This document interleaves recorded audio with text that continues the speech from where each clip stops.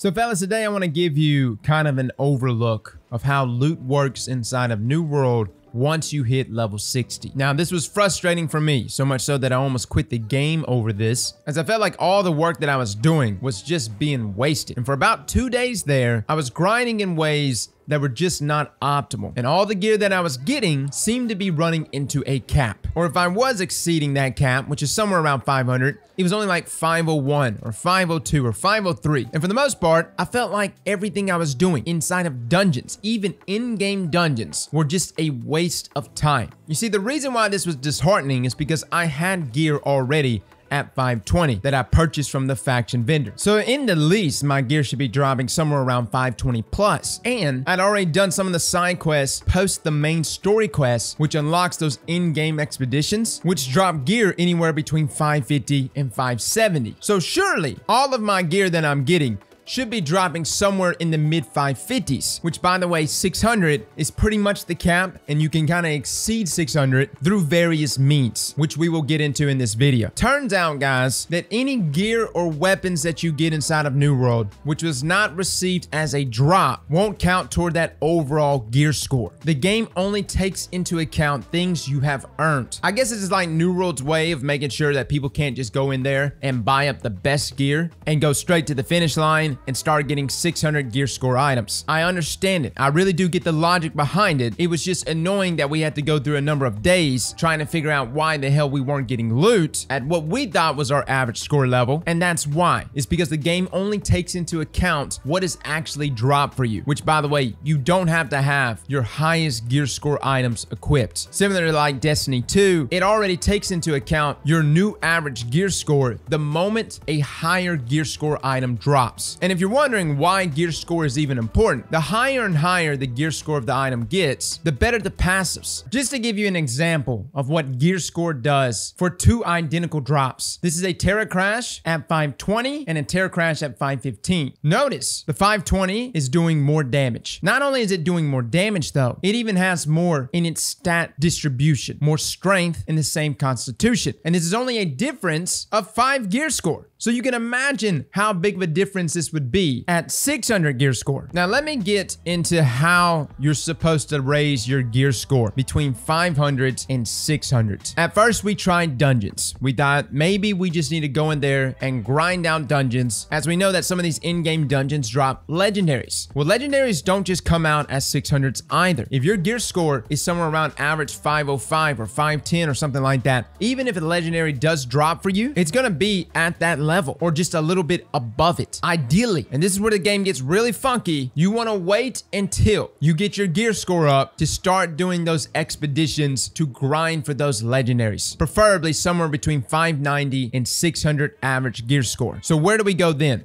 Well, it turns out farming world bosses is really the best way to do it here, guys, as you can just kill them over and over and over again, and they do drop items a little bit higher than your gear score. And if I got any Destiny 2 players in here, you know exactly what we're doing. This is almost the same scenario as farming like primes and pinnacle drops, and essentially just trying to get to that soft cap, right? We found that this boss up here, this really thick boy, which is right here at Siren Stand, to be the best when it comes to farming back-to-back drops. Now let me run you through the loot rotation here, and if you're wondering, well, how long do we have to even stay in an area like this? A pretty good while. Like, I'm gonna be here probably for the next 3 to 4 days. And I know it's not the most exciting thing, killing the same thing over and over and over again. It's quite annoying. But the way the loot rotation works, guys, is that you kill the Siren's brute. He has a chance of dropping legendaries as well as a number of purples, and you'll know he dropped something good when you hear a woo. But always be checking, because sometimes it's just a woo for people in your fire team or your group or whatever. But upon killing him, you want to go all the way around. And by the way, big shout out to everyone in the chat who showed us this, especially Frico here with Marauders. They're the guys that actually showed us this. But you want to come up behind the fort, then you want to hop up. Now this is kind of a funky jump, and you're going to mess up the first few times, but you want to just keep hopping,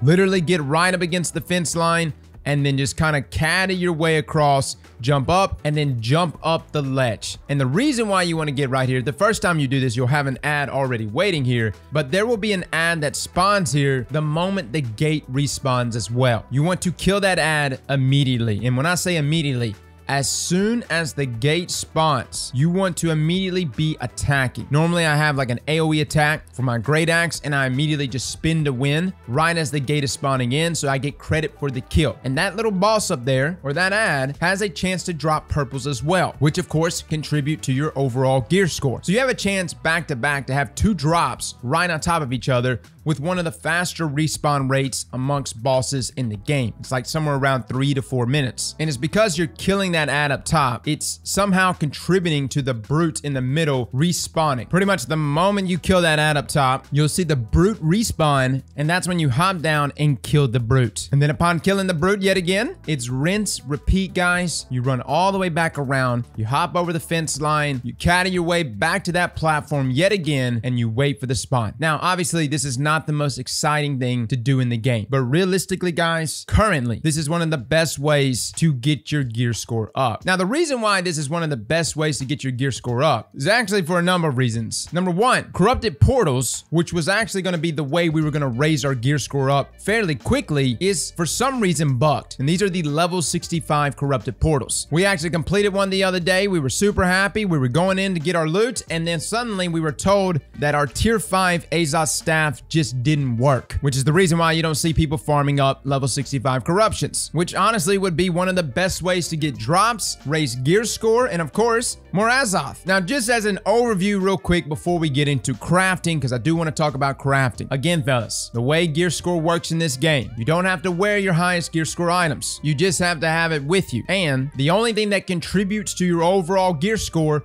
are actual drops within the game. This means items that you purchase from the store or the outposts, from factions, or even items that you craft do not contribute to your overall gear score. Only drops within the game, whether that's from corrupted portals, dungeons, or world bosses. The reason why we're farming world bosses is that until those higher level corruption portals are fixed, these world bosses seem to be the best way to grind. Now, my final suggestion though, for those that are going to be grinding and killing these world bosses over and over again, as well as looting various chests around the areas, fellas, you want to track down items that contain luck. This is not my best armor, but it produces my best luck. And notice right here, I have 2.4% chance at rare items from chests and monsters, another 2.4% with my chest piece, 2.4% on my legs, my footwear is at 2.6%. Again, this results in you having a higher chance of getting those rare items, whether from getting kills from monsters or from chests. And I actually got this schematic Veil Piercer legendary from just looting a chest. So luck does play a role here, which even if it is your weaker set of gear, you want to wear it, guys, just to increase those drops. This will allow you to trim off some time on this long grind between 500 and 600. Now let's talk about crafting. I just mentioned a second ago that I have this schematic Veil Piercer. This is a bow. It's a legendary. I've also had a number of resources drop for me here at the bottom of my inventory. Blessed Scepter, Eternal Ice, Shattered Sword. Again, all of this is dropping. It's just from killing these world bosses over and over again with high luck. The end game eventually will be when we reach that 600 soft cap. We will then begin to start crafting all these materials that we've been acquiring over time. That's when we want to start making it. Don't make it early on, because the gear score of the item that you make won't be as high. Ideally, guys, you want to wait until you have 600 gear score for everything before you actually start making these items, these super legendary items. The higher the gear score, the better the passives. Now, there are ways in which you can buff up even past 600, and I want to walk you through what was shared with me from Pack, but essentially,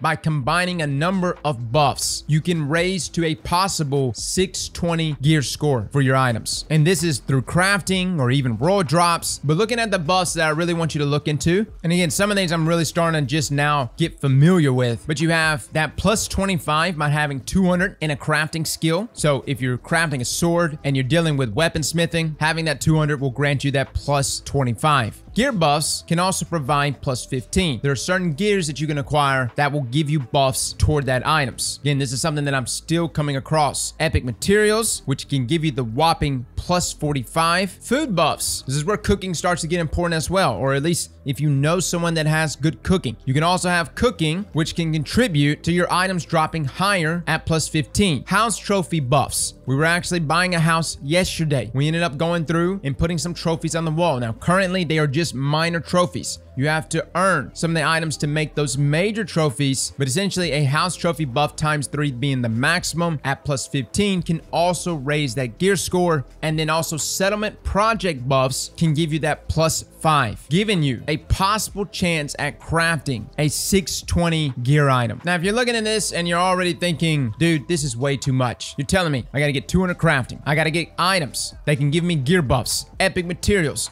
food buffs. So I gotta have high cooking, trophies, which I gotta go earn throughout the world. And on top of that, I gotta stack it with a settlement project buff to get the highest gear score items. Yeah, that's how gear works in this game, guys. It's very apparent that the game turns into a total game. If you want the highest and best items here, you have to be a total player. So is it a grind? Absolutely. I thought the grind from 1 to 60 was a grind. No.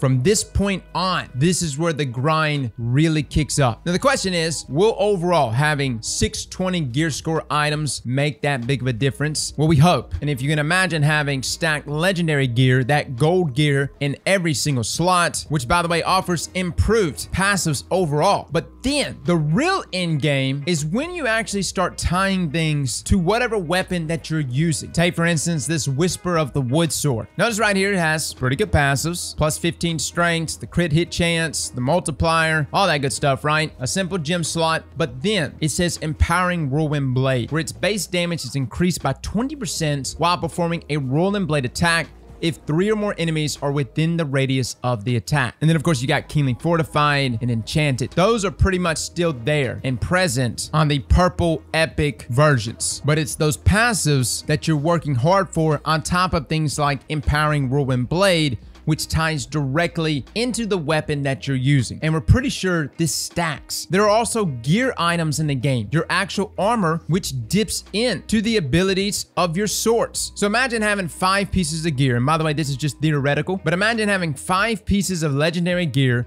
all granting you empowering whirlwind blade. We're under the assumption that it does stack because there are other things we've seen stack with your gear, meaning instead of having a base damage increase by 20% from one item, if you have 5 items on, you're now looking at 100% increase in damage while performing a whirlwind blade attack because of the stacked abilities on your gear. So guys, that's really the end game. The end game is to go from 500 to 600 by farming these world bosses over and over again with high luck gear, to not go out of your mind in the process, and then when you get up to 600 to have the associated skills required to craft whatever it is that you got schematics for, to then stack on all the buffs that you can possibly stack, including food, settlement buffs, making sure your stars are aligned. That's a joke, by the way. You don't have to worry about stars. And then hopefully get an item that's close to that 620 hard cap, and it has the passives and abilities associated with whatever it is that you're trying to use. That is the end game, fellas. And if you want to know how long of a grind that is, take whatever hours you have in the game right now and multiply it by 10, maybe even 20. That is a hell of a grind. Will it be rewarding at the end though? Well, just like I just said a second ago, guys, if you've got things, those passive abilities on your pieces of armor